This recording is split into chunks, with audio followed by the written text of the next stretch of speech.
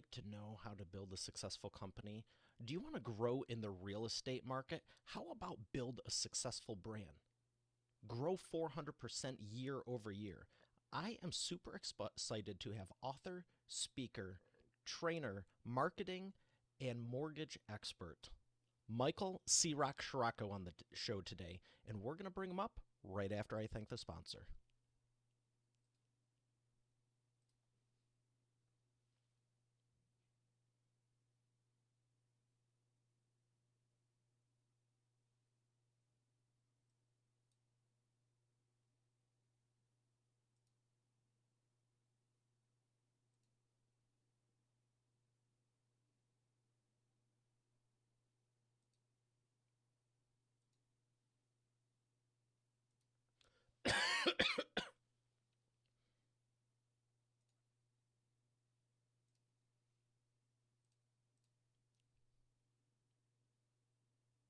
Here he is, ladies and gentlemen, Mr. Michael C. Rock Shirako. Mike, how are you doing today?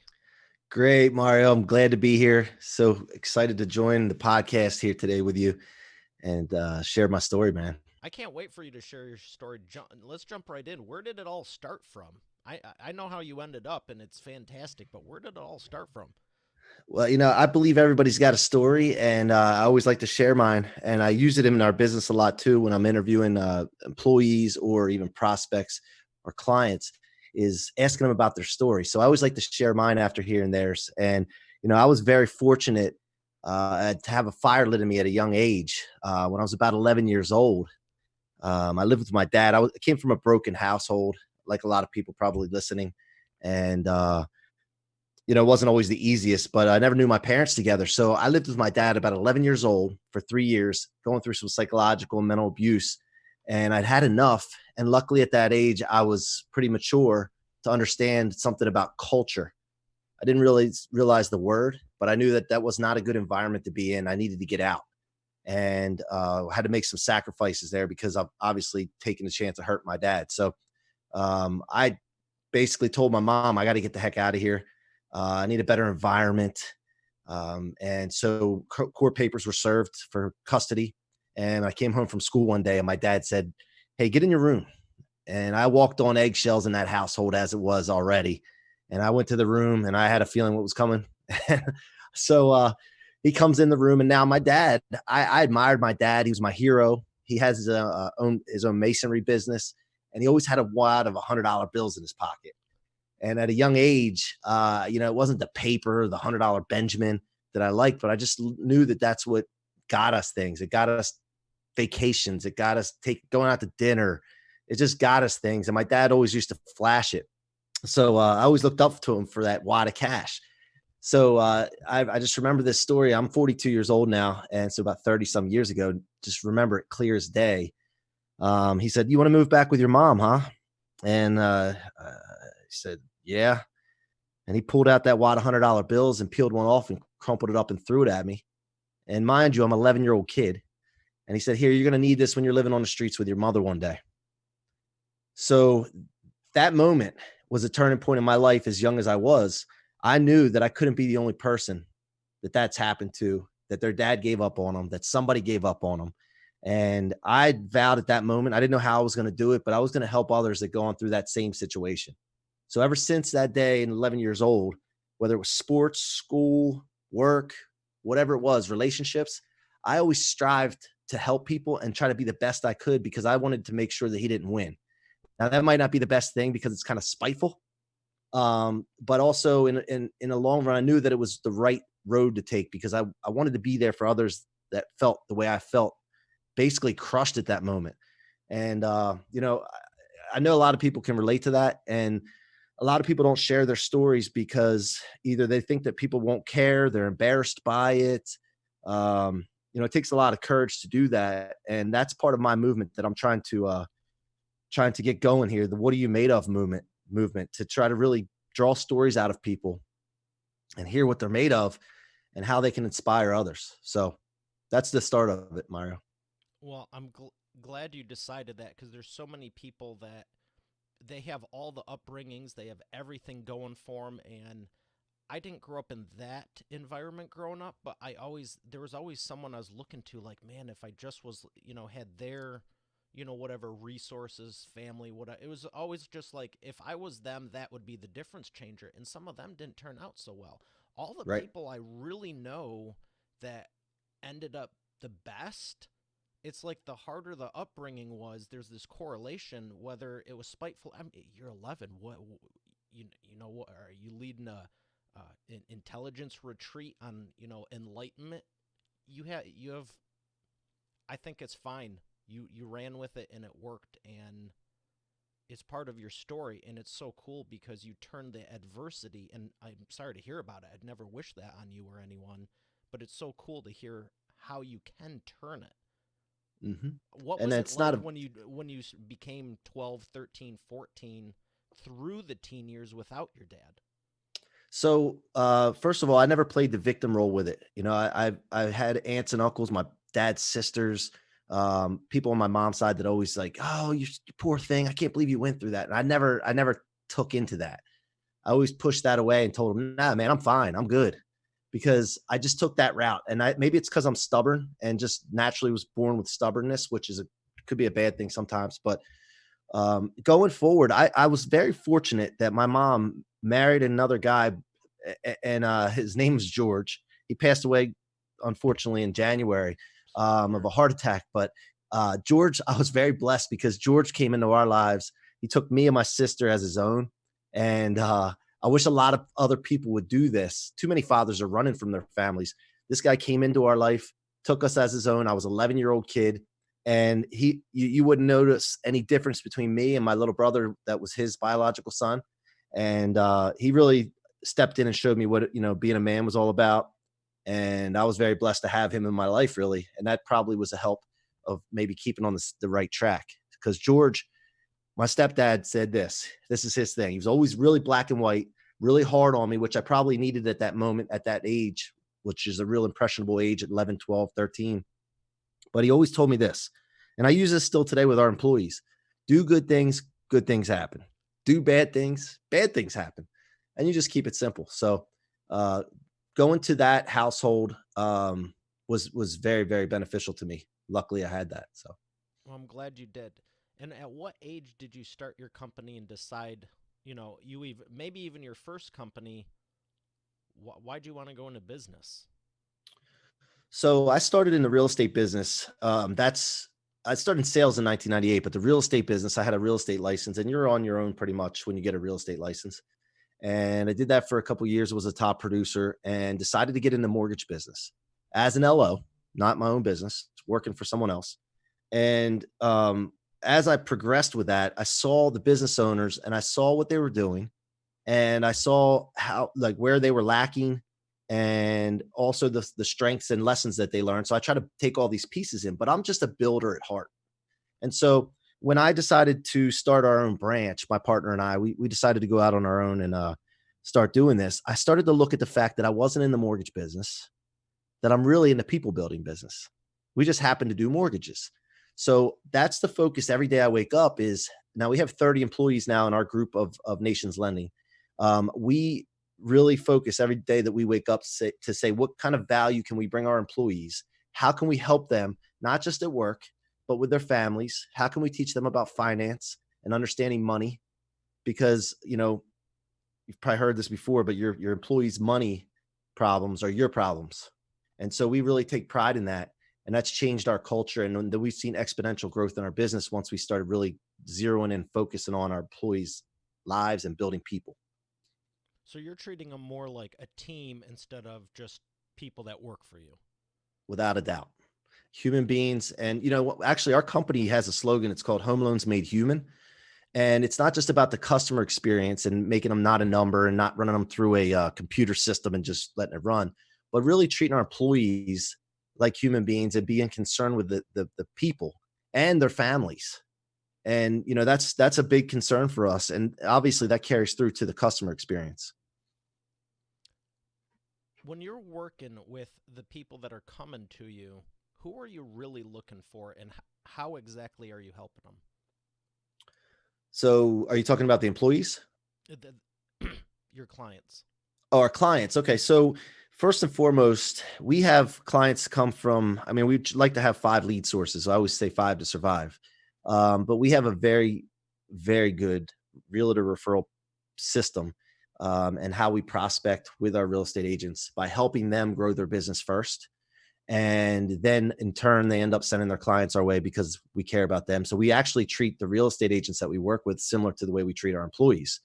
And we really try to work with them and sit down and counsel them on not just business, but there's times I'm sitting there talking to real estate agents that we work with about their family life and really building the relationship. As a matter of fact, I was listening to one of your podcasts with Steve Gordon recently, and he was talking about relationship building. And running ads and everything doesn't build relationships. And so that really struck me because we really work on the relationships with the real estate agents. We do run ads, we do Facebook marketing. We do a lot of things. And even with the Facebook marketing, we try to develop a connection and build relationships with the people that are watching their videos, for example, on a Facebook ad. And that is what sets us apart from everyone else, because when we do that and we have that connection, not everything always goes as planned in the mortgage business. It could be, we always take 100% responsibility for whatever, but there's things sometimes out of our control.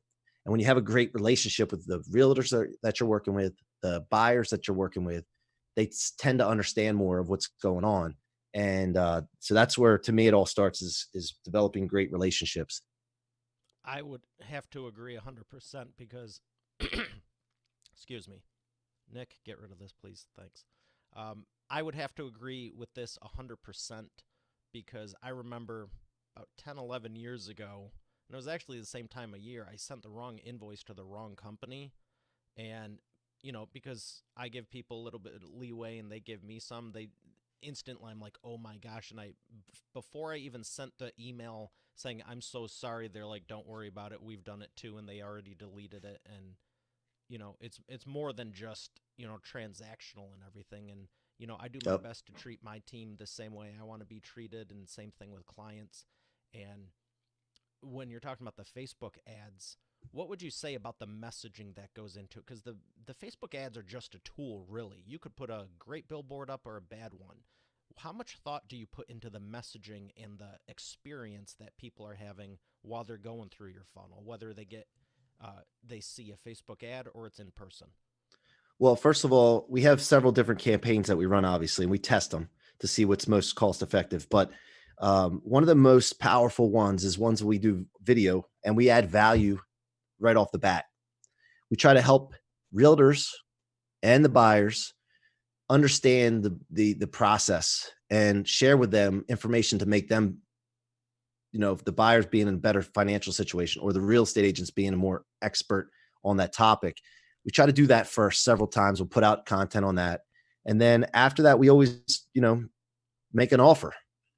And that tends to make it a lot easier. I love sales. Don't get me wrong. I love handling objections and going through that whole thing. But it's so much easier when you provide value and the people trust you and you've built that relationship with them for them to just come right into you. And then they're asking you, how do we do business with you?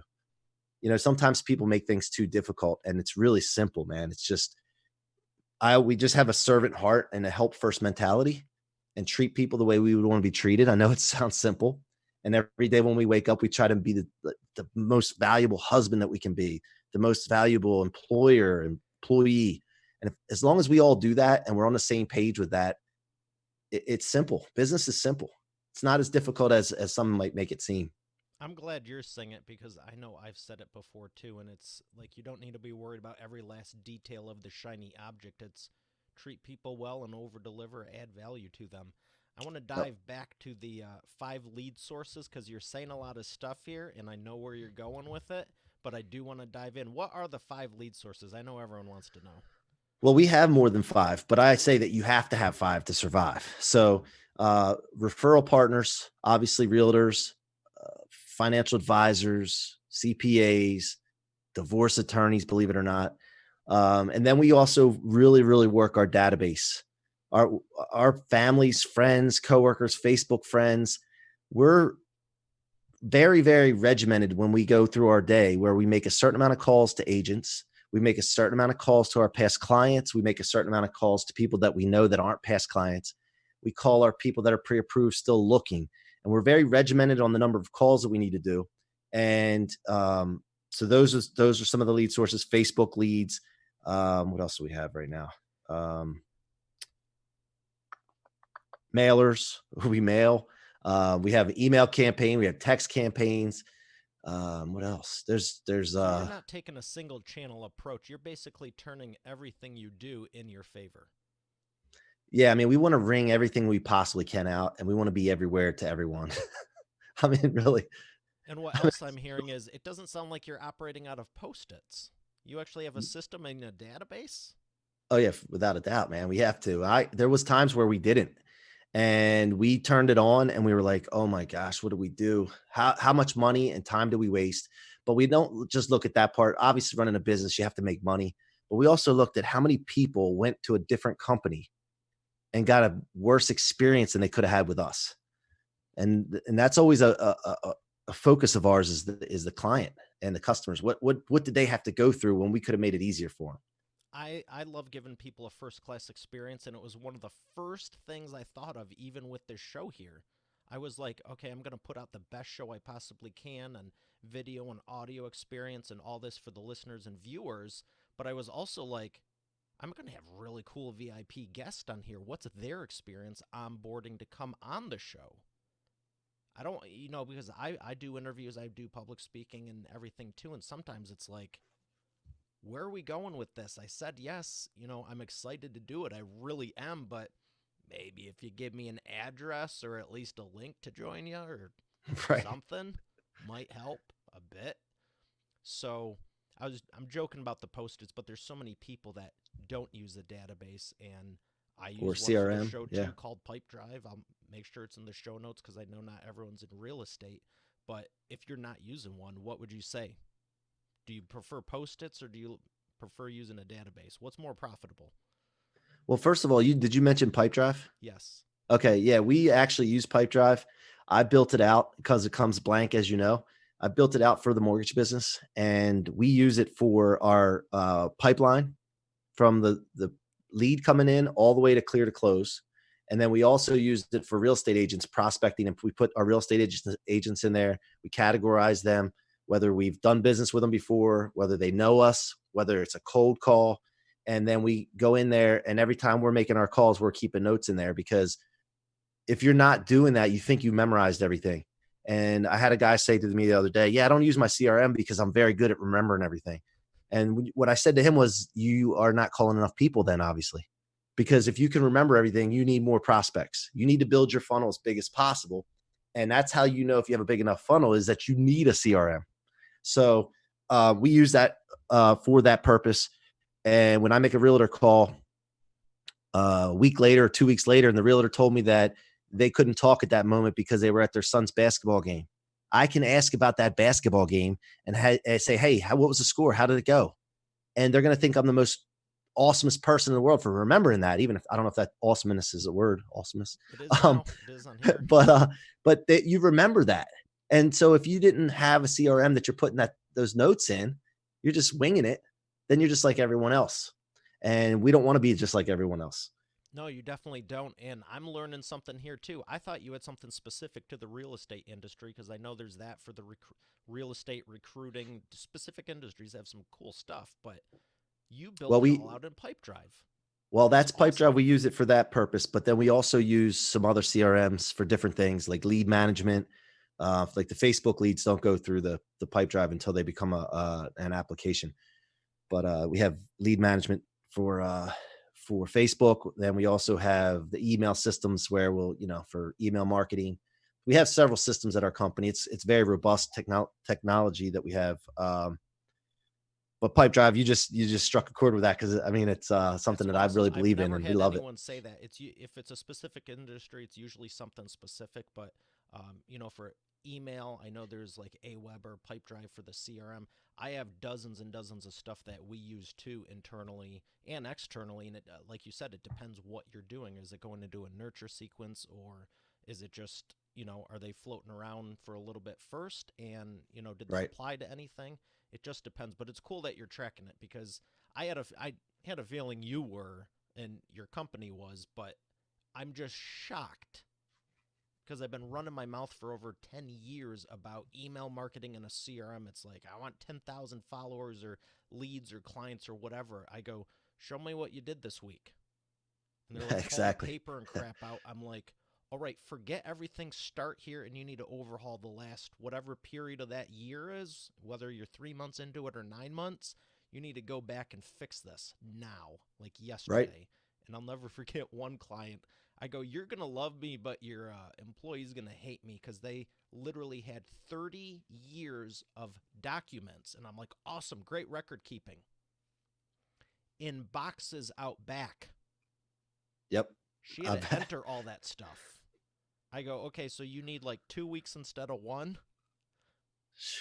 but Mm. we're able to grow their profits that year, and it took probably 6 or 8 weeks to get it all in, and they did get help. And I was like, we need to do this sooner than later. I wasn't expecting 30 years, but kudos for you for actually having it. But get that crap off, like actual boxes. I was like, Wouldn't you wow. agree I that your thought business, you could increase your business by 25, 30% just being organized? I mean, just that part, you wouldn't have to do anything else. So yeah, that's huge, man. And if you don't have that, I mean, if you're not measuring your stats, like we measure our stats, like I know every day how many credit pulls we have up to the minute. We send reports out. We have leaderboards. I mean, and honestly, back in the day, we didn't have that, but now we have it, and our business is increasing.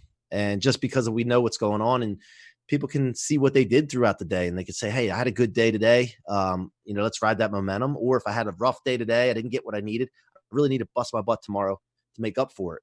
And that's an increase in business right away. I think having a good for sure, CRM, staying organized. easily 20% on the low one for sure. I agree 100%. I'm going to ask you about the biggest inspiration, the biggest transformational story you've ever heard. But first, I want to ask one last thing about the leaderboards, all the data, and all the stuff we're talking about. Did it start with the software, or did it start in your mind and the software helps you visualize it? Well, I think the software, it has to start with a tool, because your mind is the same thing you did when before you had the software. So, that's only as good as what you remember at that time. And if you're going through a real stressful time, or if you're having some personal issues at home, that can affect all that. So as far as CRM goes, they're not worth anything if you don't use them. Let's face that, right? But if you have the Or use CRM, them that's the wrong. start, or use them wrong. But you have to have that tool in front of you. And by the way, when we're making our phone calls, we have to have that CRM up in front of us. It's not something that you're making phone calls, you're keeping notes, and then you go back to the CRM and put it in later. That's a worst case scenario. You need to have it pulled up in front of you. A lot of people that give me pushback on CRM say, but it's an extra step. And I'm like, no, you're doing it No, it wrong. saves you about nine other ones. That's why I like the Pipe Drive app because I Oh, yep, can on the literally phone. be walking into a meeting or out of a one, have an idea, bam, bam, and by the time I open the door, it's in there. Yep, exactly. I love it. What I was getting at was if I were to take away all the tools and software right now, your mindset is trained for it. You could probably use paper, pencil, and spreadsheets 10 times more effective Oh because you yeah. have a process in place. Yes, absolutely. But who wants to? I'm not saying to go back to that, but I've also noticed people that are like, yes, we have a CRM, and it's like, well, show me what you're doing with it, and it's kind of like they took the problem from the paper and just put it online, and it's like you still have a problem. Well, one of the biggest problems with business, and I'm sure you'll agree with this because you see this, but clarity, lack of clarity. If you don't have clarity, when you're starting from the beginning, when you have your vision for your company, your goals, your targets, if you're not clear on what you're trying to go for, then how are you going to be successful? How can you measure success? So that all leads to the fact of having a clear mind, a clear vision, and being specific of what you're trying to accomplish. And that's, to me, that's what the most important thing in business, really. So what you're saying is set clear intentions for what you want to do. And then it goes all the way down the line, all the way down the sales cycle, everywhere is clarity. You need to know how many demos you're making in sales, how many closings you've had off the number of demos. In our business, it's how many credit pulls have you had? How many real estate agents did you talk to that week? How many of your loans closed after you pulled credit? On down the line. And so that, clarity on your numbers, clarity on your vision, clarity on your customers and your prospecting, clarity across the board is important. And you can't have clarity without that. Yeah, and I get what you're saying with again with the Facebook ads correlation. There's a lot of people that I want to run ads and have 10,000 whatever. But if you're not tracking it, how many leads, how many clicks went to the page, how many opted in, how many conversions, how many converted, how many signed up for a call, how many did you close? You're saying the exact same thing. It sounds like you have a 5 or 6 step process just specific to real estate with the credit pulls and how many applied, how many showings did you do if you're selling the house, did you get approved? How long did it take? The Right. sales cycle. We know exactly what the average credit score is on every lead source that we have. We know what to throw gasoline on, what to throw water on to put the fire out. We know all these things. And matter of fact, to be honest with you, I would never, ever run Facebook ads myself because I don't know what the heck I'm doing. So some people just jump into it. They might hit that boost button, right? Which is the biggest waste of money. They might try to go in there and target themselves and do self-targeting. It's not worth it. You're better off paying someone to run it, a monthly fee or whatever it costs to do that, because you're going to save a lot more money than it's going to cost you to hire somebody to do it. So I'm big on delegating specialists in different areas so that I can do what I'm good at. And then I can just kind of quarterback the whole process. And that's big on scaling a business as well. I mean, that's what I've really become good at. Yeah, I'm more of the people person myself. I have a great ad specialist. Her name's Victoria, and she's been helping us with our ads for years, and she just loves it. And I if it's not your strength, don't do it. You can find other people who love it because not everyone wants to be on camera. Or you made the reference earlier about I love the sales process. I do too. I love helping people, and you can't help them unless you close them. But at the same point, it is pretty awesome when you're more like the strategic stealth bomber. No one even sees you around, and it's like, yeah, 14 new leads, closed all this. It's like barely broke a sweat. Because, Right. in all honesty, it's the 10, 15, 20 years prior that of the learning and tweaking to get to that of now we know what works. You're measuring your metrics, and you know what to do with it and how to apply it. You just said the key word. We know where to put the gas on the fire at. You're not guessing that old adage, I think it's from Ogilvy, that says, our 50% of our advertising is working. We just don't know what 50%. Exactly. That's a problem. Big problem. You can sound fancy and look fancy all you want, but at the end of the day, if you don't get the results, who cares? Exactly. And you know what? You can increase your business obviously by knowing your stats as well, and cut time in half, or even better, get to your results faster by just knowing. I mean, if we do an advertising campaign or a mailer or any kind of lead source that we use, if we're watching it on a daily basis, you may not get the results that you need in such a short span, but you watch it every day and you can see if something's bombing, you can see if something's taking off right away. And the faster you can cut something off or throw gasoline on it, the better you're going to get results from, and the higher ROI you're going to get. And that's what we're all looking to do too, because time is such an important thing in anything that you're doing, business wise, personal life. And if you can shorten time on things, that's better than saving money, as far as I'm concerned. I Again, 100%. Time is priceless. You can't get it back, but you can make money while you sleep, and you know, be cool if you could get time back, but you can't. Transformation and success stories. These can be two separate people, I guess, or they can be the same one if it's a really big one. Who's the biggest transformational story that you would have that you've been able to help someone in the biggest success story? So let's say maybe one's a customer or client you've been able to help for the transformation, and the success story, I have a feeling it's going to be one of your someone on your team. You might have done your homework a little bit. So I'm going to start with that one because it's on the top of my head. But there's a younger gentleman named Andrew that works with us, and I can say his name now because he gave me permission. But the first time I told this story, I didn't say his name. But we brought him aboard. He used to work for a different company. He hadn't been in the mortgage business that long, and I got word on the street that he was looking at another mortgage company, and he was kind of looking for a salary position because he just wasn't feeling it, and he didn't have that momentum, and he was going through some struggles mentally with that. So usually if somebody's not committed to what we're doing and not buying into our culture and they're looking elsewhere, they're already checked out. I usually just bring them in and say, "Hey, listen, I got this word. I'm done." And that's what I've done in the past. Something hit me with Andrew. I thought to myself, you know what? I said, this kid, he's 27 years old. Sometimes I think everybody's the same age as me when I'm working with them and around them, and he doesn't have the experiences that I have. And so maybe let me sit down and talk to him and just feel him out and see where his head is and basically get his story. Now I knew his background already. I knew his story, but so I sat him down. I laid it out to him and I said, this doesn't cut it with us here. If you're not committed, that's fine. I'll help you move your stuff to another company and I'll give you a great referral, but I'm not doing you any favors keeping you here. I'm not going to try to talk you into staying here. However, and then he cut me off and said, listen, I was looking at that about a week or so ago. My pipeline started rolling. I started listening to you, doing what you told me. I'm seeing results now, and I don't really want to go anywhere. And that wasn't good enough for me. So I laid some groundwork and some expectations. And I said, Andrew, listen, here's what's going to happen. And he wasn't working out as much as he should have, wasn't watching what he ate. And that matters to me. A lot of people are afraid to touch on those topics, but I think that if you can take care of your body, you have a lot better chance of taking on the world. So I told him, I said, listen, I'm going to pay for your gym membership. And I go to the gym quite often. I do the CrossFit stuff, kind of lifting and all that. And I said, you're going to come to the gym with me. I'm going to pay for your gym membership. You're going to show up in the mornings and meet me there. You're going to take control of your diet. And then you're going to come into the office and you're going to do what I'm telling you to do. That's going to work. And if you buy into that, you're going to make more money than you ever thought about making. Or you can go somewhere else and take the salary position. It's totally up to you. But if you stay here, this is what's going to happen.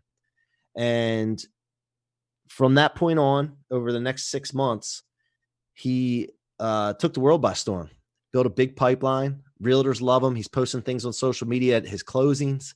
He lost 20 pounds. The people at the gym have taken him in like family, and we have a good crew there, and it's good camaraderie for him. And so that's what I do it for, man. I mean, when I wake up in the morning and get to think about Andrew and what he's gone through and what could have been if I didn't it's not me, it's him that did the work. I mean, he busted his hump, but just if I didn't take the chance on that guy and I was stubborn, like I told you, I'm stubborn, and I didn't back off of it a little bit, what could have been? And so Andrew's great now, and he's stepping up to be a leader in our company. So that's the biggest and most recent story I can tell you that's happened for us. As far as in the past, further than that, I know a lot of gentlemen. I won't say any names of that, but a lot of my friends have gone through some alcoholism problems and bounced back to developing some of the best real estate companies in the world. And basically, it comes down to understanding your story that you've been through. And this is the movement that pushing forward with what are you made of? Understanding what you've been through as a kid, prior experiences, and making the right decision based off of that, learning from it, and then going forward and trying to help others and share your story and being a role model to the people around you, your children, your wife, your employees, whatever the case is. And people need to realize something, that you need to get the courage to share your story, because you're going to inspire one person that's worth it, but you could inspire millions. And that's the most important message that I want to get across to your listeners as well, is share your story. People want to hear it. You will connect with clients, you will connect with customers, you will connect with your employees better if you share your story with them and get on a human level with them. And that's something actually Pete Vargas, I don't know if you're familiar with Pete Vargas. He spoke at the 10X Growth Conference when I went in February. And I was sitting in an auditorium, well, the Marlins Stadium, 35,000 people. And there was great speakers. And I liked all of them. But nobody had heard of Pete before. And I sat there in that stadium and he started talking about his relationship with his father. And I felt like the rest of the crowd disappeared. And it was just me and Pete sitting in this big stadium. It's the craziest thing. I can say this to you, but it's like, yeah, okay, yeah, right. It literally felt like he was just sitting there talking to me. And when he shared his story, it hit me like I have a story to tell. I've been bottling it up inside of me all these years. I got to get this out and share it with people because it's going to help some people. So that's what I have on that, Mario. I know I go off on a tangent, but I appreciate you for being so real with it. What's it been like since you started sharing your story versus before? so that's a great question. Right now, we're going through a phase in our company where we have our sales meetings, and instead of doing a sales meeting we're having one of our employees take 5 to 10 minutes and sharing their story with the rest of us. And one of my partners brought this up. He said, "Hey, you're sharing your story and it's working. You're encouraging everyone to do this. Why don't we do this in our sales meetings?" So this is the third week that this has happened. Andrew was the first one to share his story, and he's going through some stuff that I'm not going to share right now, but it was just blew us away that we didn't know about. And then two of our processors shared their stories. Again, I would have never known where they came from like this. The story that Katie, our processor, shared this week, all of us, it choked us all up, and I just couldn't believe it. So we're now knowing where people are coming from. We connect with them better. Our relationship for work is better. It's stronger, and we can get through some of this tough stuff in the mortgage business that, it's not the easiest business in the world, but it makes it a lot easier to work and we have more fun doing it when we connect with each other. So that's something and then also, since been putting this movement out there, I have a Facebook page, Facebook group called "What Are You Made Of" with Mike Rock. And right now, for your listeners, if they can go ahead and jump on there. I'll accept them into the group. I'm going to start using it for clients. But people are sharing their stories in there. And some people that don't have the courage yet, since I've been on this movement, they're sending me Facebook messages, long Facebook messages. And they're like, "I'm sorry I'm rambling, but I got to get the story out. And I don't have the courage to share it yet. How could I get this story out and get the courage to do that?" And I'm hearing stories, from people that I've been around at sporting events with the kids or in a community or strangers that I've never met before. They're sharing it blows me away. And I'm kind of upset that I didn't get on this sooner. I'm 42 when I started doing this. And if I could have just figured this out 10 years ago, how many people we could have helped with this. So that's the things that are happening right now that are just all inspiring. And I want to share this with everyone. I really want to press hard on this and get this out and get as many people opening up as possible. And I know it's difficult and it takes courage, but I'm going to Well, I'm continue that. glad you started it and you're doing it now. You're still young and life is long. And there's no way either of us, because I've thought about this too with my mission and vision, the more people we empower now, it's just going to continue because neither of us on our own could even pull it off, even if we had 100 years, the same way as getting the right people in place for even 2 or 5. Right. That's why I keep using the word movement. We have to get a movement because I can't do it by myself.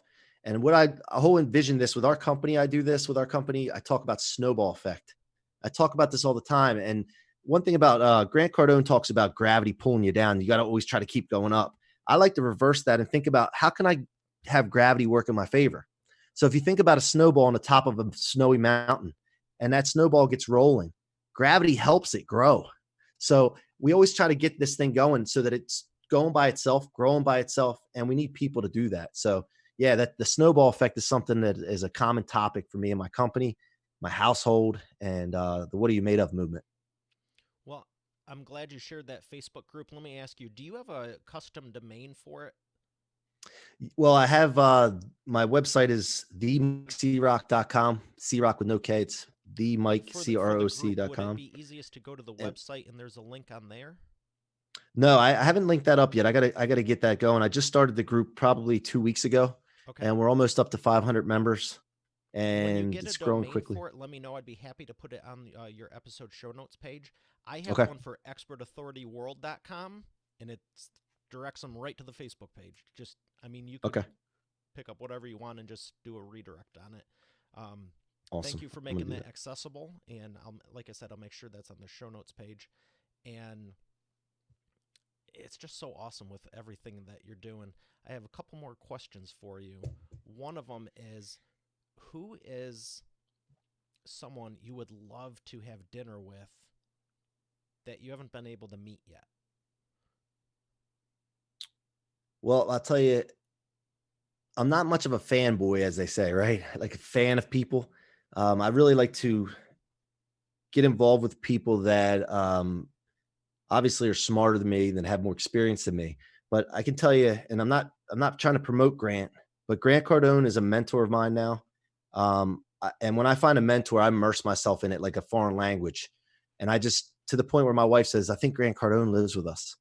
But I really believe that. And I tell my people, find a mentor. It doesn't have to be him, but find a mentor, immerse yourself in them and learn as much as you can from them. Because if they are where you want to be, or if you think that you could maybe pass them one day. So I would like to sit down with Grant and have dinner with Grant. I'm pretty close with his people, and I would like to sit down with him and just like shoot the crap with him, for lack of a better term. But yeah, and basically the reason is that when I heard Grant talk for the first time, it connected with me, and I listened to several different people, Tony Robbins. You know, I've always been into self help and investing in myself, but for some reason, man, when he starts talking, and I just can, maybe it's the father thing or something. I don't know. I connected with him, and he spoke my language, and I was buying what he was selling. Let's put it that way. So, and since we've done that and I've been immersed with it, it's helped 33 employees and all of their families make more money than they've ever they could imagine. And one more thing I want to add to this. In our company, I didn't mention this before. This is very important. Anybody that's listening to this, that's in business. If you provide an environment for your employees where their income is limitless, it's up to them to make, your employees will never leave you. And what I mean by that, our processors who are not producers that process the loans, we get them licensed now. And we tell them, everybody you talk to, family, friends, or even while you're working, end the call with this. Oh, by the way, do you know anybody that might be buying or selling in the next 6 months that could use some honest help? And say it with a smile, and you will get business and you will make more money. And I had a processor just this past month make $11,000 on top of her regular pay because she sold $1.1 million worth of loans. And that's going to create a great holiday season for her and our family. It's life changing money for them. And that's something that we've gotten from working with Grant and his team, is just uh, creating opportunities for everybody to bring revenue into the company and rewarding them for it. Every company should do that. I don't care what it is. Every single company, every person in the company should be bringing revenue in, and not just for that employee. But what it's done for our company is it brings in revenue that takes care of that processor's salary. It's a game changer for us as far as a company. And so I forgot to say that. I want to make sure I say that because that's a huge thing that we've been doing over the last couple of years. I've interviewed a lot of people, over 100 now, and I've noticed some patterns, and you're nailing it. When you get the whole company involved and invested, it's no longer this hierarchical pyramid, if that's a word, but it's my show, so now it is. Hierarchical pyramid of you're doing this for me. It's no, we're working together for this common goal to reach more people. It doesn't matter what the industry is. And I have a feeling Grant does it with his team too, because I remember it was kind of surreal because I had heard good things about him. This is, geez, 2012, but we were both speaking in San Diego at the same event, and he's awesome. He's one of my favorites, and just what he's done since then.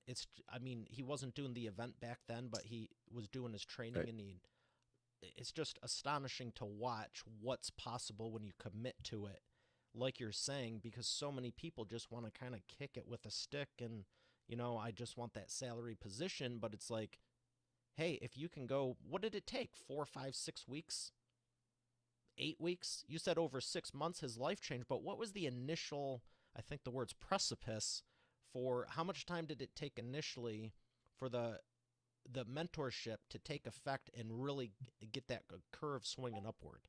It wasn't For 6 months. It was maybe a month or two. Right, for Andrew, you're talking about? Yes. Yeah, that I mean, he had already done it. He started listening to me prior to our conversation. I just had heard on the street that he was looking elsewhere and had an interview or something with another company. So So he had already within started one to week, do it that. turned So around. yeah, I mean, basically he committed that day on the couch in my office. He sat down and committed to what the mission was. And I repainted the picture of like Bob Ross. Remember Bob Ross, the painter? I always think about an empty canvas and we got to paint the picture for people. Uh, I painted the picture again of our vision as a team and whether he wanted to join us in that mission.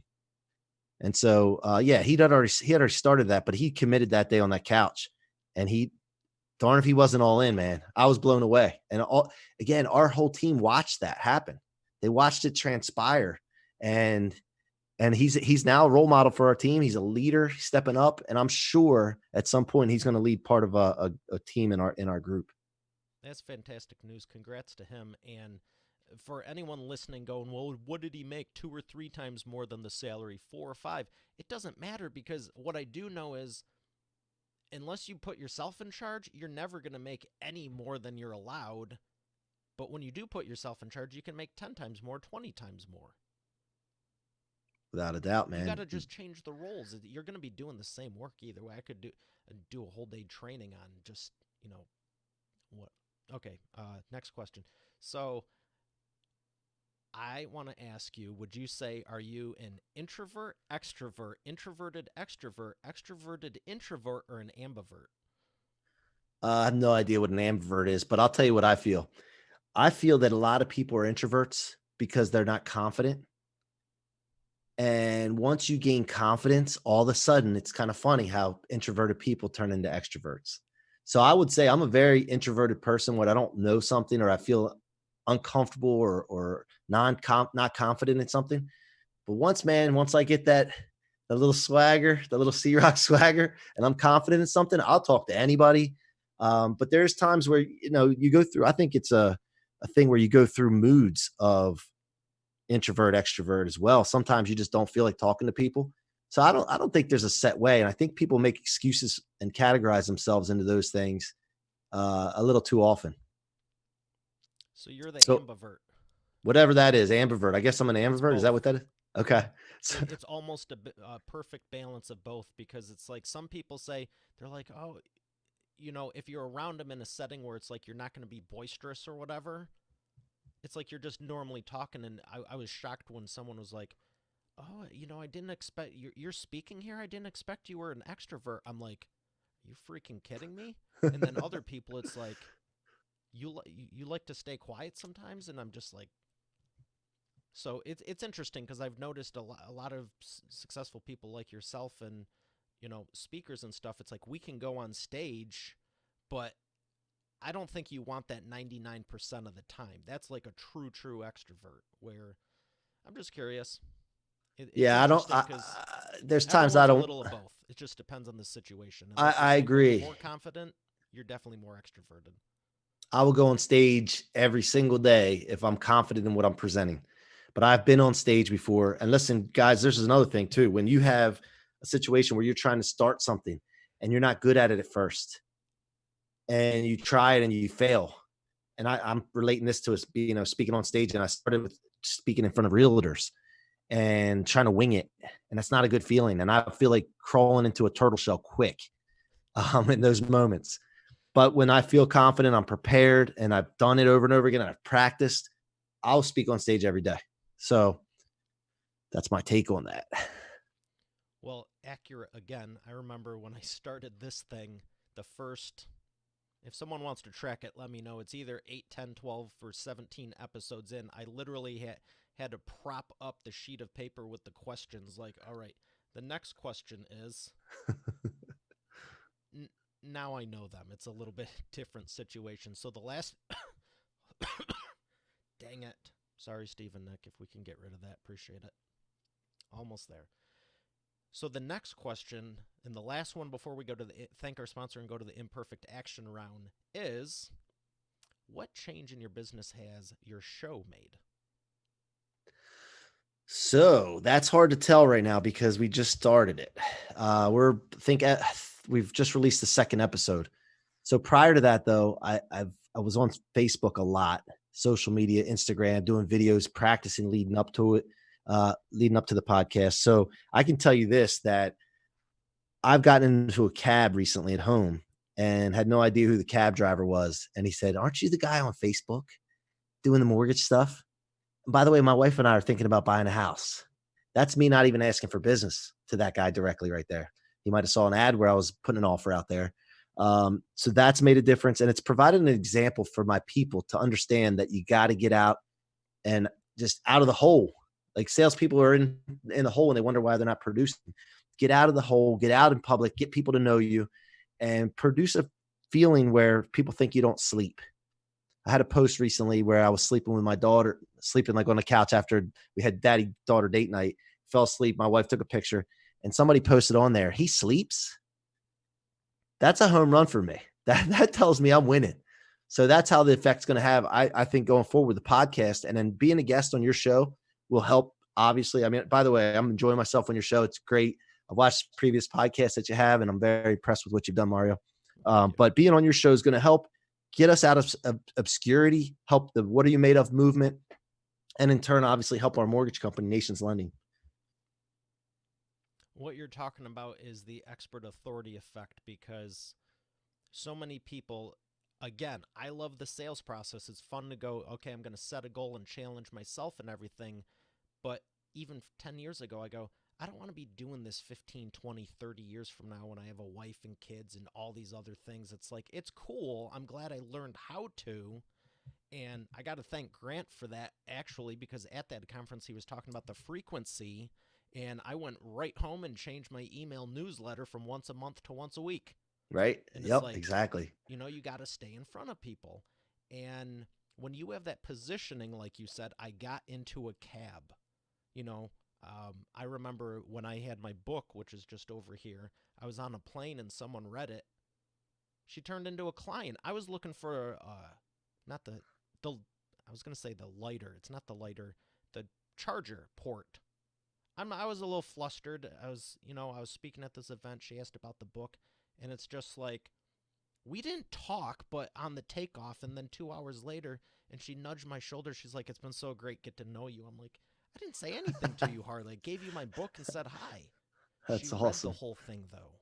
And same thing with the show. People been watching it, and you're in for a treat, and I'd be happy to share some ways you can further promote the show, especially with the video. Props to doing that, because there's just a lot Thanks. that's you'll see is in store, but it's a pretty cool feeling. What did you do when he asked you that? Did you give him a business card, or did you get his phone number? How do you handle that when you're out and about and someone's just like, "Hey, I already know you." Did it change the Um, conversation a little versus trying to sell to him? no, right away, what I do, I always do this. I carry business cards, but sometimes I don't have them. But really, what I always do is I say, "What is your cell number? I'll text you my information right now." Because right away I have their cell number when they do that, and now I can follow up. So I can't follow up if I give them a card. So I always think about how can I follow up with them?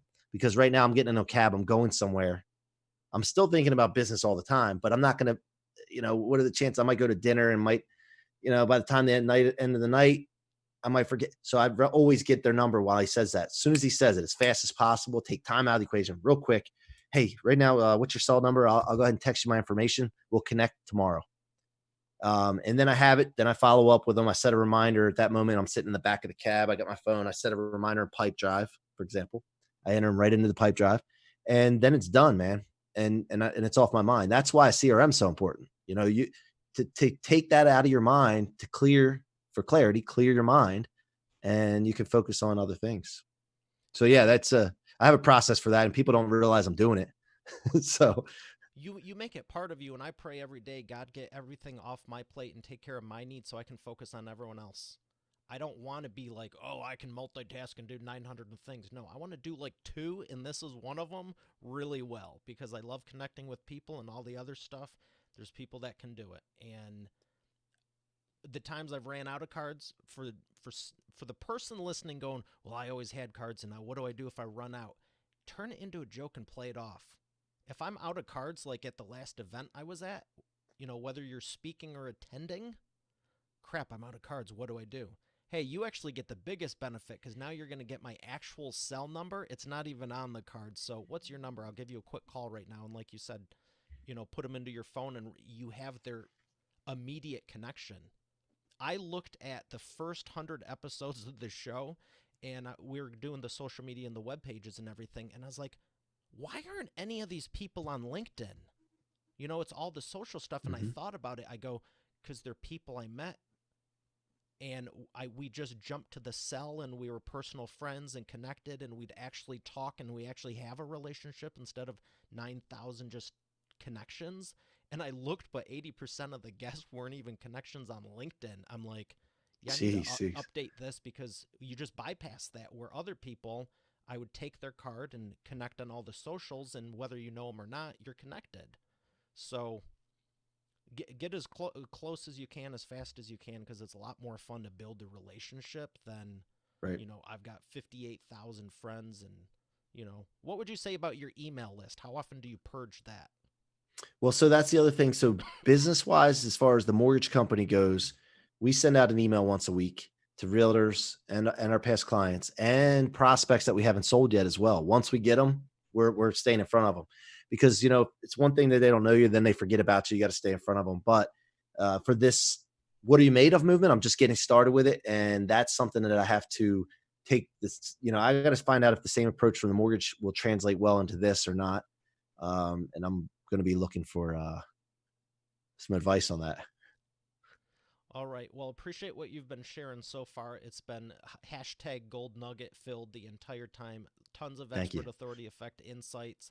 We'll make sure that they're bulleted in the show notes. We're going to thank our sponsor and come back for the imperfect action round. I was going to say the fun part, but this whole thing's fun, so I'll just call it by its real I name agree. and cue the sponsor.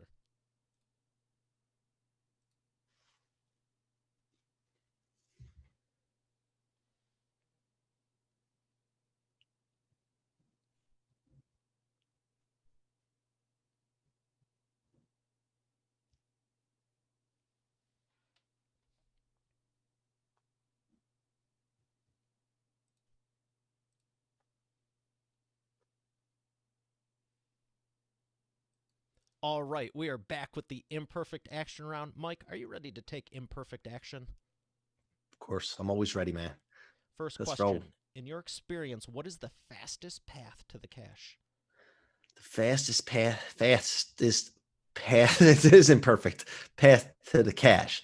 I would say finding out what people's story is, connecting with them, and then following up. That's the fastest way I would think.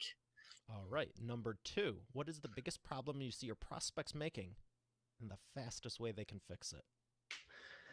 I would think taking advice from people that really don't have their best interests in mind. Oh, that's good. That's reminded me of the if you think coaching and mentorship is expensive, try free advice. Right on. That's it. Nice.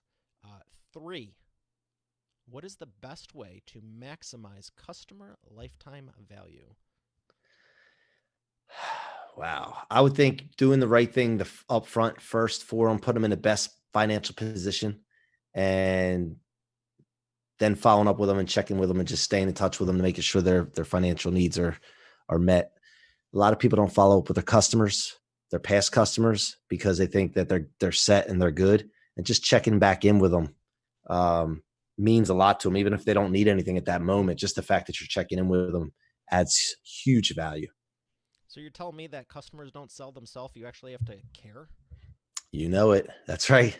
And by the way, you're adding that value to them. And you know what happens, right? The referrals come.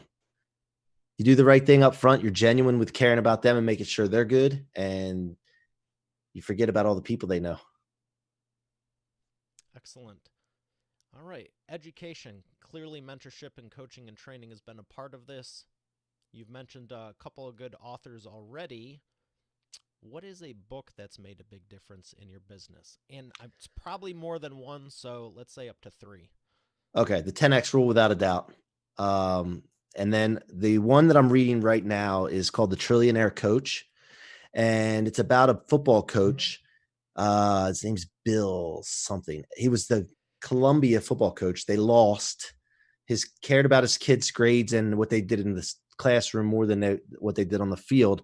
But also then he got into coaching, business coaching, the founders of Google and Apple, and he was on many boards. And while they were coming into formation and then growing, he was their business coach.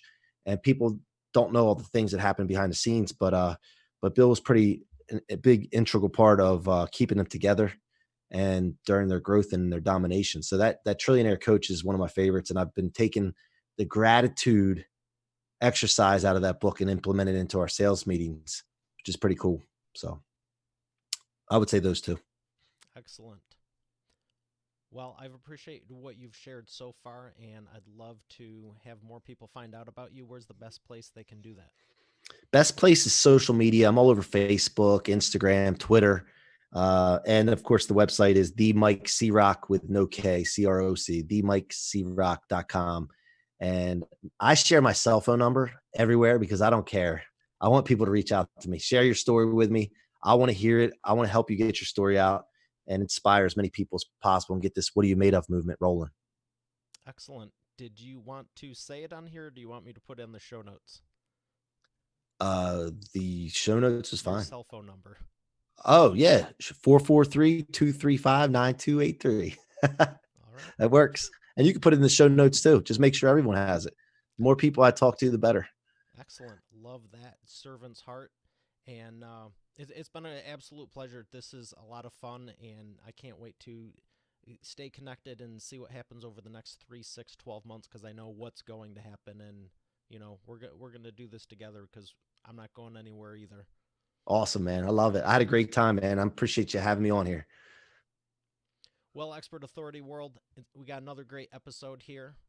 Look forward to the next one. I'll see you tomorrow. Have a great day, and God bless. You know what? I'm going to show everyone behind the scenes. And now I'm turning off the live stream.